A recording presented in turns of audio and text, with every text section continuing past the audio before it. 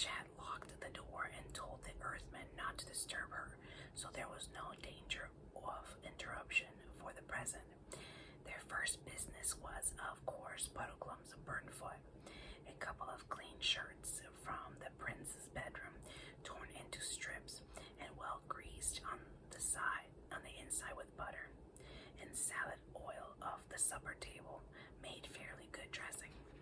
When this had been applied, they all sat down and had a little refreshment and discussed plans for escaping from Underworld. Rillian explained that there were quite a lot of outlets by which one could get to the surface. He had been taken out through most of them at one time or another, but he had never gone out alone, only with the witch, and he had always reached these outlets by going in a ship across the sunless sea.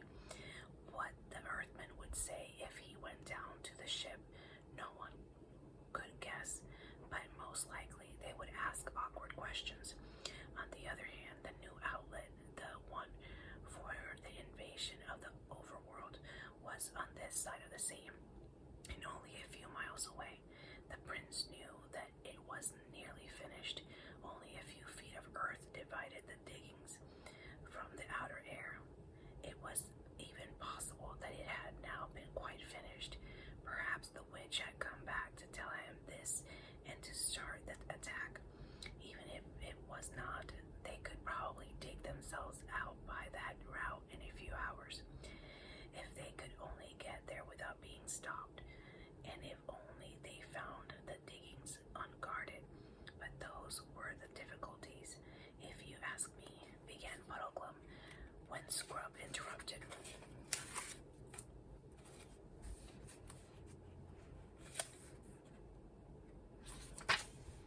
I say, he asked, what's that noise? I've been wondering that for some time, said Jill. They had all in fact been hearing the noise, but it had begun and increased so gradually that they did not know when they had first noticed it. For a time it had been only a vague disquiet like gentle winds or traffic very far away. Then it swelled to a murmur like the sea. Then came rumblings and rushing. Now there seemed to be voices as well, and also a steady roaring. That was not voices. By the lion, said Prince Rillian, it seems this silent land has found a tongue at last. He rose, walked to the window, and drew aside the curtains. The other crowded round him to look out. The very first thing they noticed was a great red glow. Its reflection made a red patch on the roof of the underworld thousands of feet above them, so that they could see a rocky ceiling, which had perhaps been hidden in darkness ever since the world was made. The glow itself came from the far side of the city, so that many buildings, grim and great, stood up backly against it. But it also cast its light down many streets that ran from it towards the castle, and it does the street sometimes. Very strange was going on. The closely packed, silent crowds of Earthmen had vanished instead. They were figures darting about, ones or twos or threes. They behave like people who do not want to be seen, lurking in the shadow behind buttress or in doorways, and then moving quickly across the open into fresh places of hiding. But the strangest thing of all, to anyone who knew the gnomes, was the noise. Shouts and cries came from all directions, but from the harbor there came a low rumbling roar, which grew steadily louder and was already shaking the whole city. What's happened to the Earthmen? Said Scrub. Is it them shouting? 'Tis hardly possible, said the prince. I never heard one of the rascals so much as speak with a loud voice in all the weary years of my bondage. Some new devilry, I don't doubt. And what is that red light over there? Asked Jill.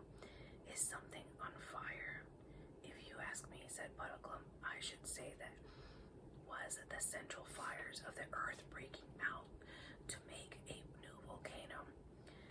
Well, be in the middle of it, I shouldn't wonder. Look at that ship, said Scrub. Why, it's coming on so quickly. No one's rowing it. Look, said the prince. The ship's already far this side of the harbor. It is in the street. Look, all the ships are driving into the city. By my head, the sea's rising. The flood is upon us. Aslan be praised. This castle stands on high ground, but the water comes on grimly fast. Oh, what can it be happening? Cried Jill. Fire and water and all those people dodging about the streets. I'll tell you what it is, said Puddleglum. The witch has laid a train of magic spells so that whenever she was killed at the same moment, her whole kingdom would fall to pieces. She's a sort that wouldn't so much mind dying herself if she knew that the chap who killed her was going to be burnt or buried or drowned 5 minutes later. Hasn't hit it, friend Wiggle, said the prince. When our swords hacked off the witch's head, that stroke ended all her magic works, and now the deep lands are falling to pieces. We are looking on the end of the underworld. That's it, sir, said Puddleglum, unless it should happen to be the end of the whole world. But are we just going to stay here and wait? Gasped Jill. Not by my counsel, said the prince. I would save my horse, Coal-Black, and the witch Snowflake, a noble beast and worthy of a better mistress, which are both stabled in the country yard. After that, let us make shift to get out high ground and pray that we shall find an outlet.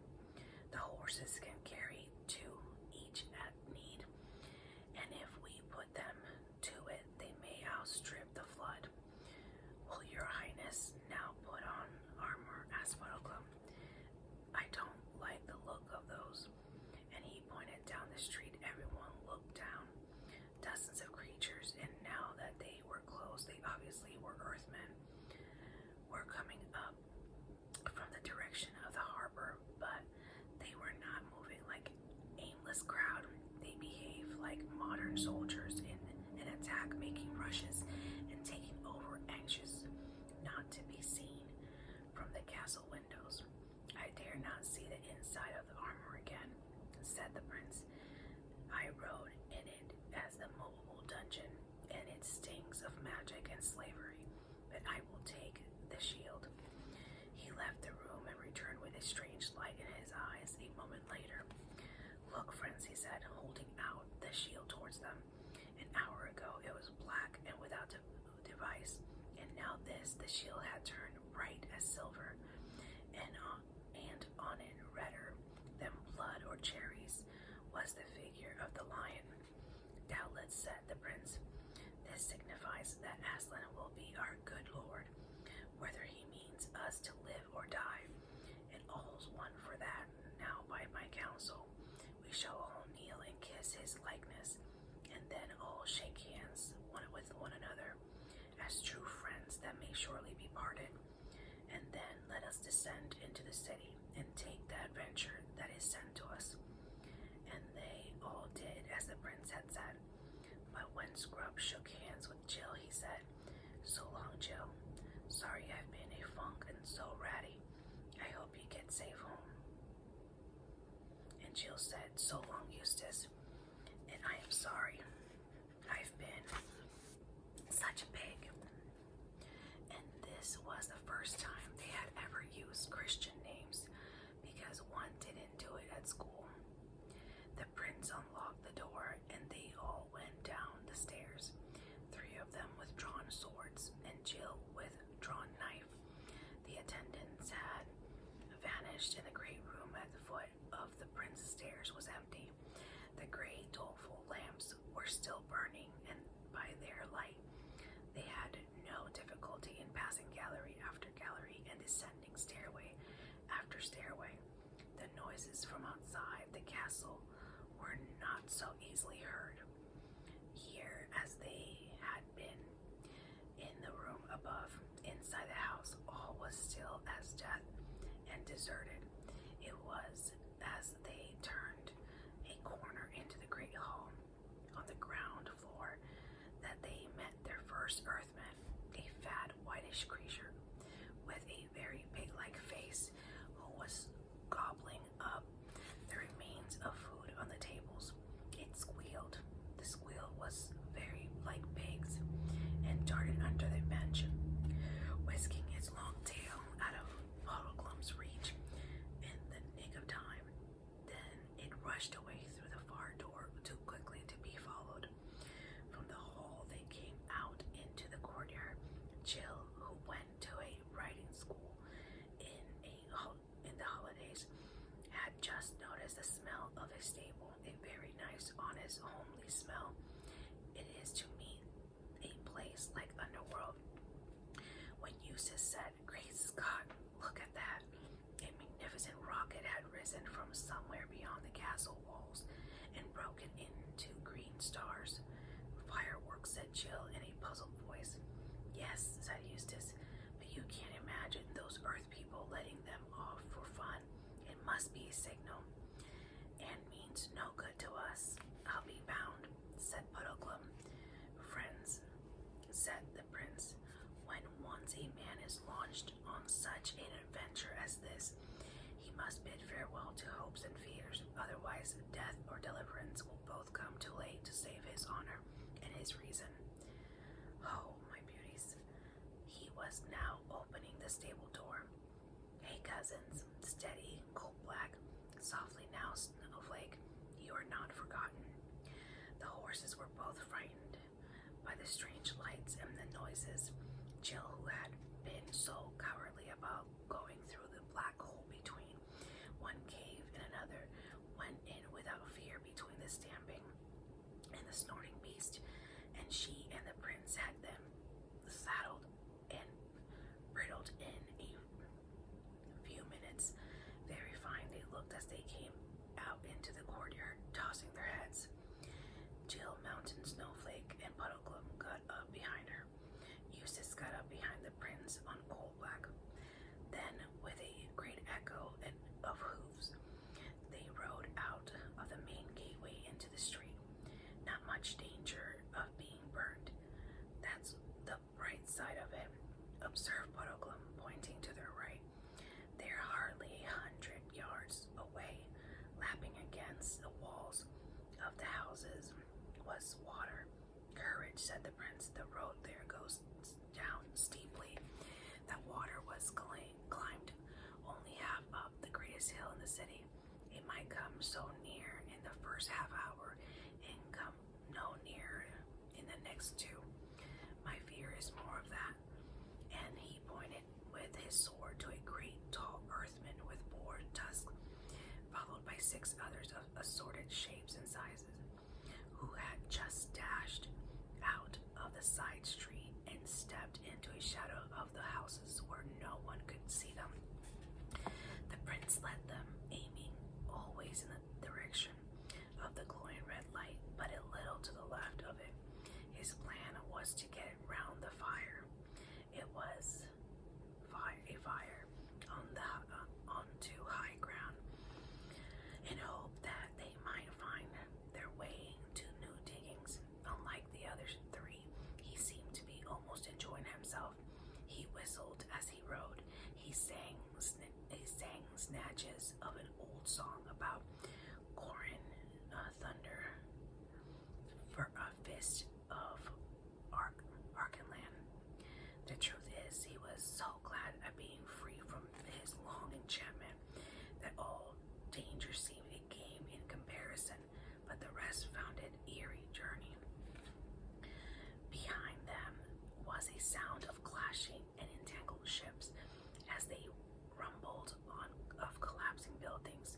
Overhead was the great patch of lurid light on the roof of the underworld.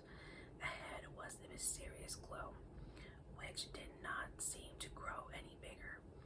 From the same direction came a continual hubbub of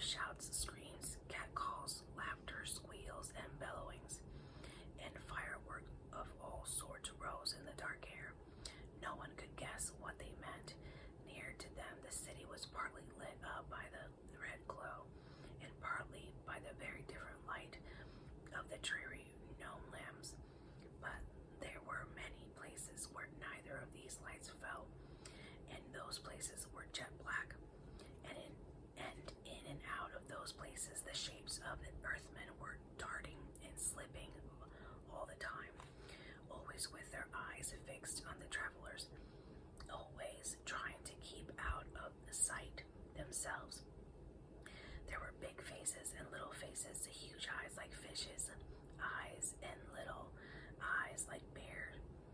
There were feathers and bristles, horns and tusks, noses like whipcord, and chins so long that they looked like beards. Every now and then a group of them would get too big or come too near. Then the prince would brandish his sword and make show of charging them, and the creatures, with all manner of hootings, squeakings, and cluckings, would dive away into the darkness. But when they had climbed many steep streets and were far away from the flood and almost out of the town on the inland side, it began to be more serious. They were now close to the red glow and nearly on a level with it, though they still could not see what it really was, but by its light they could see their enemies more clearly. Hundreds, perhaps a few thousands of gnomes were all moving towards it, but they were doing so in short rushes, and whenever they stopped, they turned and faced the travelers. "If your highness asked me," said Puddleglum, "I say those fellows were meaning to cut us off in front. That was my thought too, Puddleglum," said the prince, "and we can never fight our way through so many. Hark you, let us ride forth close by the edge of yonder house, and even as we reach it, do you slip off into its shadow. The lady and I will go forward a few paces. Some of these devils will follow us. I doubt not. They are thick behind us. Do you, who have long arms, take one alive, if you may, as it passes your ambush. We may get a true tale of it, or learn what is their quarrel against us. But won't the others all come rushing at us to rescue the one we catch?" said Jill, in a voice not so steady as she tried to make it. "Then, madam," said the prince, "you shall see us die fighting round you, and you must commend yourself to the lion. Now, good Puddleglum." The marsh wiggle slipped off into the shadow as quickly as a cat. Then others, for a sickening minute or so, went forward at a walk.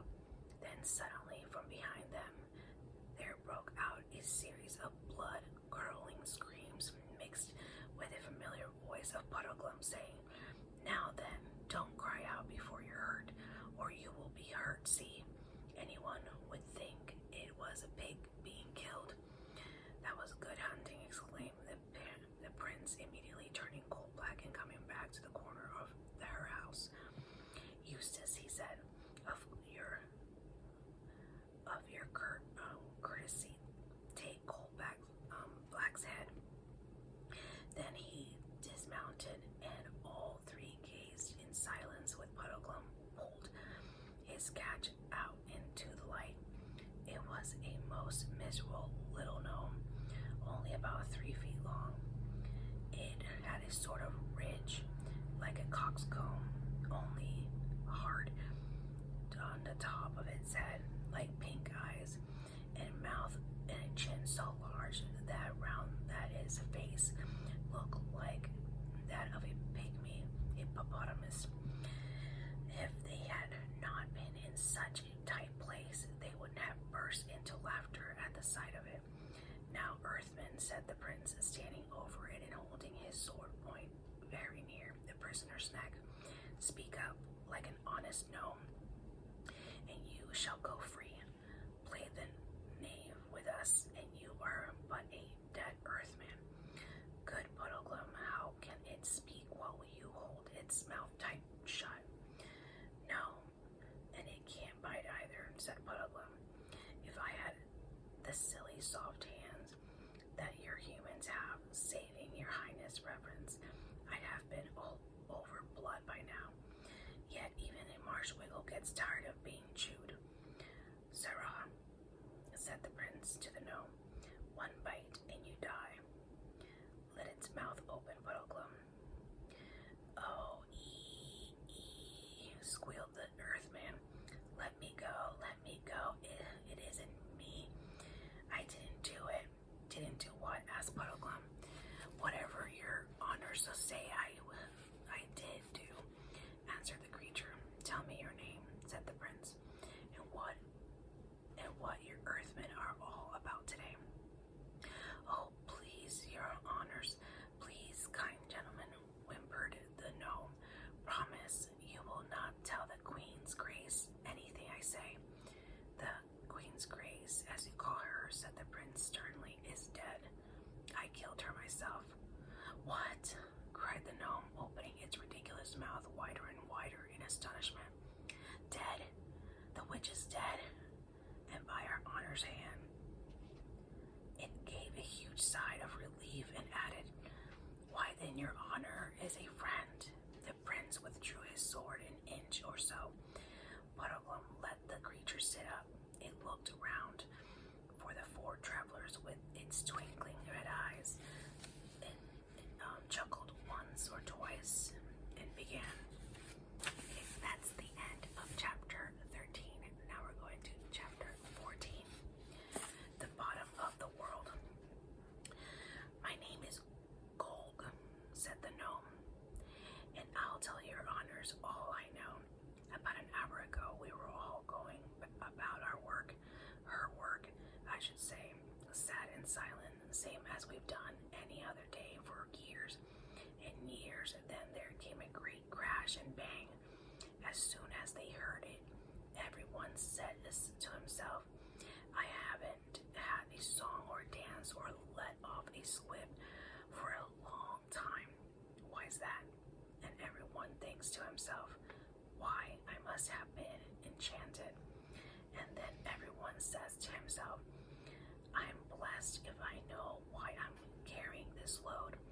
I am not going to carry it any further. That's that. And down we all threw our sacks and bundles and tools. Then everyone turns and sees a great red glow over yonder. And everyone says to himself, what's that? And everyone answers to himself and says, there's a crack or chasm split open and a nice warm glow coming up through it from the rally deep land 1,000 fathoms under us. Great Scott, exclaimed Eustace. Are there other lands still lower down?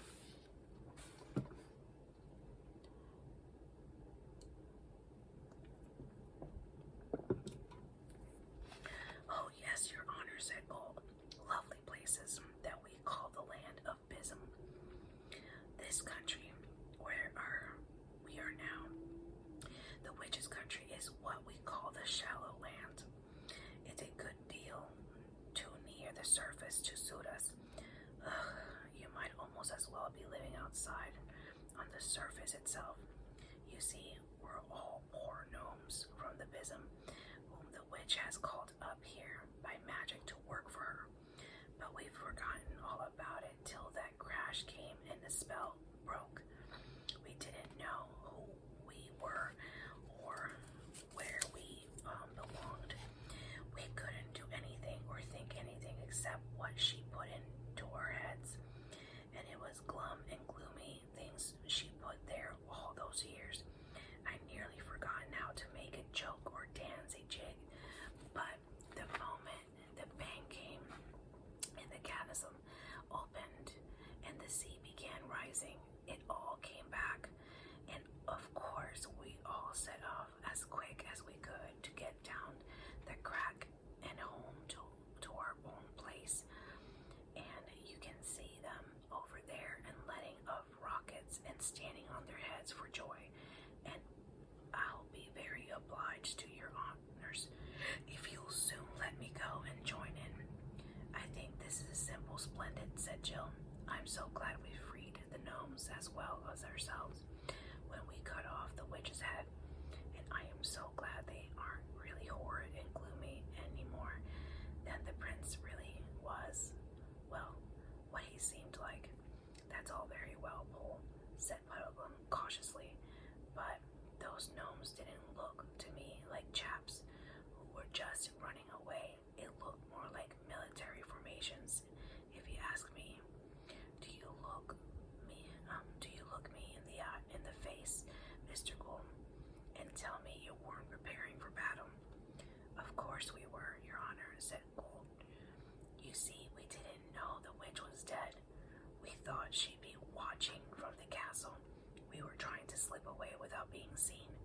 And then, when your four came out with swords and horses, of course everyone says to himself, here he comes, not knowing that his honor wasn't on the witch side, and we were determined to fight like anything rather than give up the hope of going back to Bism. I'll be sworn, 'tis it honest. No, said the prince. Let go of it, friend Puddleglum. As for me, good Golge, I have been enchanted like you and your fellows, and have but newly remembered myself. And now one question more. Do you know the way to those new diggings by which the sorceress meant to lead out an army against Overland? Squeaked Gulch. Yes, I know that terrible road. I will show you where it begins, but it is no manner of use, Your Honor, asking me to go with you on it. I'll die rather. Why? Asked Eustace anxiously. What's so dreadful about it? Too near the top, the outside, said Gold, shuddering. That was the worst thing the witch did to us. We were going to be led out into the open and on the outside of the world. They said there's no roof at all. There's only a horrible great emptiness called the sky. And the diggings have gone so far that a few strokes of the pick would bring you out to it. I wouldn't dare go near them. Hooray, now you're talking, cried Eustace, and Jill said, but it's not horrid at all up there. We like it. We live there. I know you overlanders live there, said Gold, but I thought it was because you couldn't find your way down inside. You can't really like it, crawling about like flies on the top of the world. What about showing us the road at once, said Puddleglum. In a good hour, cried the prince. The whole party set out. The prince remounted his charger. Puddleglum climbed up behind Jill, and Gulch led the way. As he went and kept shouting out the good news that the witch was dead, and that the four overlanders were not dangerous, and those who heard him shouted it onto the others, so in a few minutes the whole Underland was ringing with shouts and cheers, and gnomes by hundreds and thousands leaping, turning cartwheels, standing on their heads, playing leapfrog, and letting out huge crackers, came pressing round Coal-Black and Snowflake, and the prince had to tell the story of his own enchantment and deliverance at least 10 times. In this way, they came to the edge of the chasm. It was about 1,000 feet long and perhaps 200 wide. They dismounted from their horses and came to the edge and looked down into it. A strong heat smote up in their faces, mixed with a smell which was quite unlike any they had ever smelled. It was rich, sharp, exciting, and made you sneeze. The depth of the chasm was so bright that at first it dazzled their eyes, and they could see nothing. When they got used to it, they thought they could make out a river of fire, and on the banks of the river what seemed to be fields of groves of an unbearable hot brilliance. Though they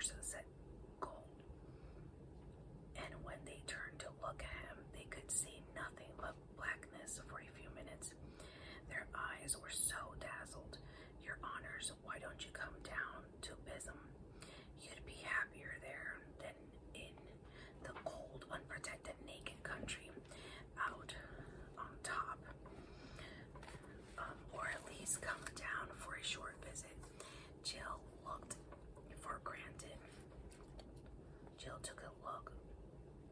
Okay, Jill took it for granted that none of the others would listen to such an idea for a moment. To her horror, she heard the prince saying, "Truly, friend Gold, I have a mind to come down with you, for this is a marvelous adventure, and it may be no mortal man has ever looked into the abysm before or will ever have the chance again. And I know not how us the years pass, I shall bear to remember that it was once in my power to have probed an uttermost pit of earth, and that I forbore. But could a man live there? You do not swim in the fire river itself." "Oh no, your honors.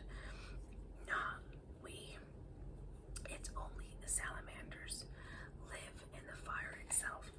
"What kind of beast is your salamander?" asked the prince. "It is hard to tell their kind, your honor," said Gold, "for they are too white hot to look at, but they are most like small dragons. They speak to us out of the fire. They are wonderfully clever, with their tongues very witty and eloquent." Jill glanced hastily at Eustace. She had felt sure that he would like the idea of climbing down the chasm even less than she did. Her heart sank as she saw that his face was quite changed. He looked much more like the prince than like an old scrub at Experiment House, for all his adventures in the days when he had sailed with King Caspian were coming back to him. "Your Highness," he said, "if my old friend Ribbacheat the mouse were here, he would say we could not now refuse the adventures of Bism without a great impeachment to our honor." "Down there," said Gold, "I could show you real gold, real silver, real diamonds." "Bosh," said Jill rudely, "as if we didn't know that we're below the deepest mines even here." "Yes," said Gold, "I have heard of those little scratches in the crust of you that you top dwellers call mines, but that's where you get dead gold, dead silver, dead gems. Down in Bism, we have them alive and growing.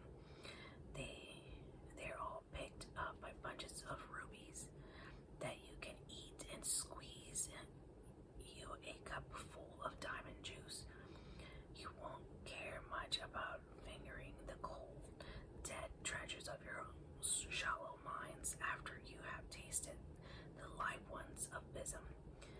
"My father went to the world's end," said Lillian thoughtfully. "It would be a marvelous thing if his son went to the bottom of the world. If your Highness wants to see your father while he's still alive, which I think he'd prefer," said Puddleglum, "it's about time we were getting onto the road to the diggings, and I won't go down that hole, whatever anyone says," added Jill.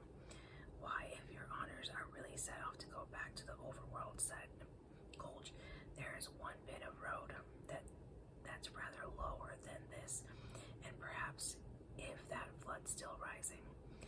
"Oh, do come on," begged Jill. "I fear it must be so," said the prince with a deep sigh, "but I have left half my heart in the land of Bism." "Please," begged Jill. "Where's the road?" asked Puddleglum. "There are lamps all the way," said Gold. "Your honor can see the beginning of the road on the far side of the chasm."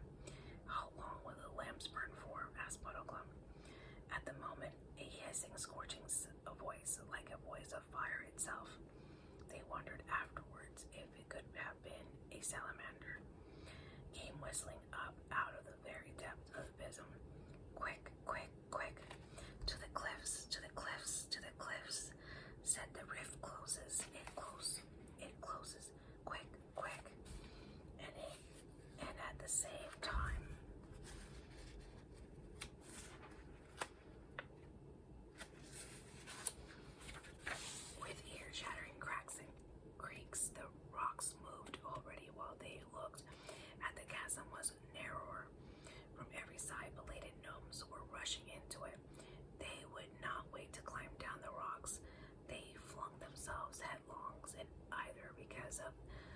out so strong a blast of hot air was beating up from the bottom, or for some other reason they could be seen floating downwards like leaves. Thicker and thicker they floated, till their blackness almost blotted out the fiery river and the grooves of the life gems. Goodbye to your honors, I'm off, shouted Gulch, and dived. Only a few were left to follow him. The chasm was now no broader than a stream. Now it was narrower as they slid in a pillar box. Now it was only an intensely brightened thread. Then, with a shock, like a thousand good trains crashing into 1,000 pairs of buffers, like lips of rock closed, the hot, maddening smell vanished. The travelers were alone in the underworld, which now looked far blacker than before. Pale, dim, and dreary, the lamps marked the direction of the road. Now, said Puddleglum, in 10 to 1s, we've already stayed too long, but we may as well make a try. Those lamps will give out in 5 minutes. I shouldn't wonder. They urged the horses to a canter and thundered along the dusky road in a fine style. But almost at once it began going downhill. They would have thought Gold had sent them the wrong way if they had not seen on the other side of the valley the lamps going on and upwards as far as the eye could reach. But at the bottom of the valley the lamps shone on moving water. Haste, cried the prince. They galloped down the slope. It would have been nasty enough at the bottom even 5 minutes later, for the tide was running up the valley like a mill race, and if it had come to swimming, the horses would hardly have won over. But it was still only a foot or two deep. The thought it swished terribly round the horses' legs. They reached the far side in safety. They began the slow and weary march uphill without nothing ahead to look at but the pale lamps, which went up and up as far as the eye could reach. When they looked back, they could see the water spreading. All the hills of Underland were now islands, and it was only on those islands that the lamps remained. Every moment, some distant light vanished. Soon there would be total darkness everywhere, except on the road they were following, and even on the lower part of it behind them. Though no lamps had yet gone out, the lamplight shone on water. Although they had good reasons for hurrying, the horses could not go on forever without a rest. They halted, and in silence they could hear the lapping of water. I wonder is what his name, Father Time, flooded out now, said Jill. And all those strange sleeping animals. I don't think we're as high as that, said Eustace. Don't you remember how we had to go downhill to reach the sunless sea? I shouldn't think the water has reached Father Time's cave yet. That's as may be, said Puddleglum. I am more interested in the lamps on this road.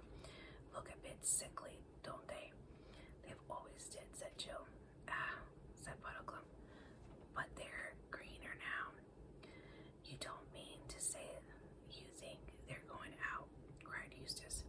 Well, however they work, you can't expect them to last forever, you know, replied the marsh wiggle. But don't let your spirits down, Scrub. I've got my eye on the water too, and don't think it's rising so fast as they did. Small comfort, friend, said the prince. If we cannot find our way out, I cry you mercy. All I am to blame for my pride and fantasy which delayed us by the mouth of the land of Bism.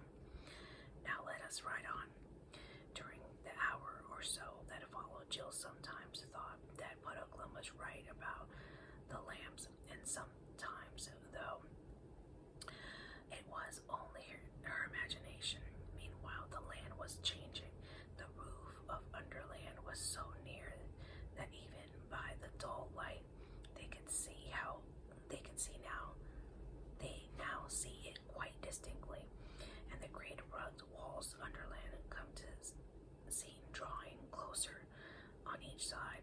The road, in fact, was leading them up into a steep tunnel. They began to pass picks and shovels and barrows and other signs that the diggers had recently been at work. If only one could be sure of getting out. All this was very cheering, but the thought of going on into a hole that would get narrower and narrower and harder to turn back in was very unpleasant. At last the roof was so low that Puddleglum and the prince knocked their heads against it. The party dismounted and led the horses. The road was uneven here, and one had to pick one's steps with some care. That was how Jill noticed the growing darkness. There was no doubt about it now. The faces of the others looked strange and ghastly in the green glow. Then all at once, she couldn't help it. Jill gave a little scream. One light of the next one ahead went out altogether. The one behind them did the same.